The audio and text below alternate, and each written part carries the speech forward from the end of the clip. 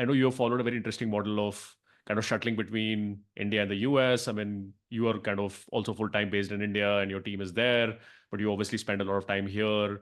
Talk to us at a very tactical level about how do you plan these trips when you come here? What are your objectives and goals in most of these trips? How long are they? How do you prep for it to drive in a value? And while you are here, right, how does that cadence, operating cadence of kind of getting these inputs back to the team in India, like how does that work? So talk to us through how you execute these sprints. Yeah, so generally I do around 1 month stay in US, try to do it 3 to 4 times a year. Yeah. Um, the main objective is one to get insights on what are the things which are working there. So primary connect with key operating people, like key people in that area, maybe. So not selling, but like just understanding what they are thinking, what they are trying to do. So meet, say, folks in Airbnb who are doing observability, try to understand what are the challenges they are facing. Because in our domain specifically, the teams which are in bigger companies are much more advanced than the products which are out there. And this may be different for different domains, but because in our domain, these teams have quite good quality of developers. For example, observability team in Airbnb, right? They have problems of scale which maybe we have not seen today, which our customers have not seen today, right? So what are the problems they are facing? So they sort of tell us what is coming in future, what are the problems we may face in future, and like is there some insights we can take from there and put in a product and make the product better, right? So that is one part. Second is just meeting like bigger customers and trying to close or like see, like it's generally not selling as of now. It's like just trying to understand, build that relationship, say that even like maybe 6 months down the line they can become customers or not, right? And then primarily I try to schedule it around events. So for example, September, October is a good time, lot of events are Yeah. happening.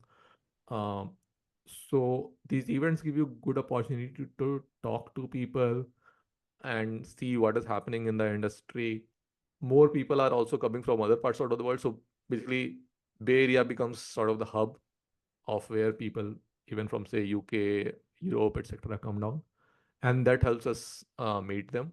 So yeah, that's primarily where we target. Sometimes it's our industry conferences where we go. So it's primarily centered around some event, and then try to arrange meeting around it and schedule meetings around it. In terms of the operating cadence, it obviously becomes tough because it's a 12-hour difference between India and US. Generally, try to keep late night syncs with my team, and as in late night in US and early morning in India, so that I do this. So generally, even in when I'm in India, I work late till night, and even in US when I work till late at night. So that helps keep that syncing schedule there. Uh, but yeah, that's essentially where how it goes. Our team is now sort of so we are completely remote team, so we don't everything happens on Slack. So in that way, we have this flexibility that hey, like even today, most of the communication is async. The only sort of touch points are the stand-ups which we have, and that works if you maintain the time. That works even then for US if you are in India, right? So in a way, that's the advantage of a completely remote team. That your operating cadence doesn't really change much if you are available in that time zone, like in that time period where when you are uh, changing. People don't care if I'm in India, if I'm in US anyway. Actually, having a remote team is actually a competitive advantage in a way when you are trying to execute this kind of a model, right? It's hard, much harder for a full in-person team to execute this kind of a sprinting model across geos. Yeah, and I think especially because of the nature of our product, because we are open source from day one, we have customers across the globe, we have community members across the globe, we have users across the globe. Um, I can't imagine we can be like in-person team. It's just really not possible, right? Because we need to be like somebody from our team is always available. So there are people in a team who wake up at 5 a.m. in the morning and then sleep at like 8 p.m., 9 p.m. There are people who like start their day at like 6 p.m. and end at like 5 a.m. And these are like just because they prefer this schedule, right? And I didn't choose for this, but it has so happened that We have people who are active in different time periods, and what we only need to for us to operate is we have this stand-ups where these people everybody attends, right? And then you can do whenever you want to do your work, right? And that helps us in terms of being available across 24/7. So we sort of cover across all geos. So it's like we don't.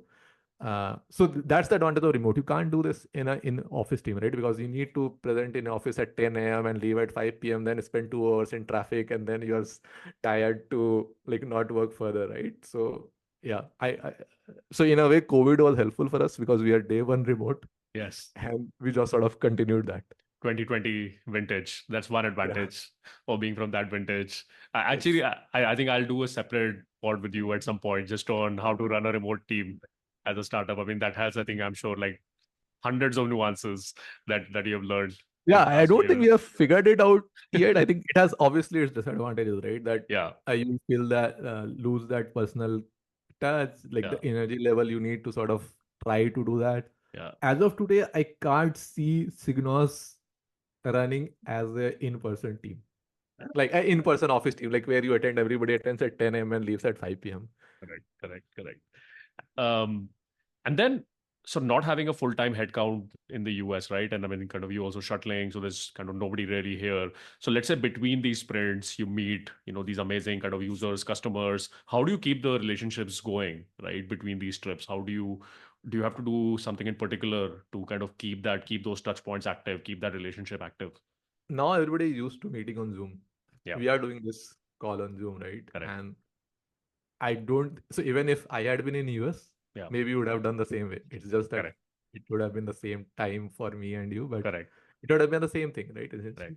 correct. So I think COVID has done that very interesting thing, which has made the life of founders who are doing India, US very easy, Hmm. like much easier. Yeah, Because now you are essentially in the screen, and if you are able to maintain that hours, like I don't think people care. Like I don't care what zone time people are, right? Like you yeah, are anyways meeting on Zoom.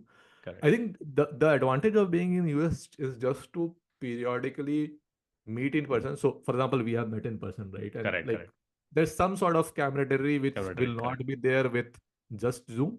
correct, But if we have met once, I think that sort of the initial hiccup goes down, and correct, then it's very easy to be connected in Zoom or over correct, email or over Slack, right? correct, correct. So I think that's the model which I try to follow. That hey, like at least try to meet people once, and then our experience is that it's much easier to maintain relations over Zoom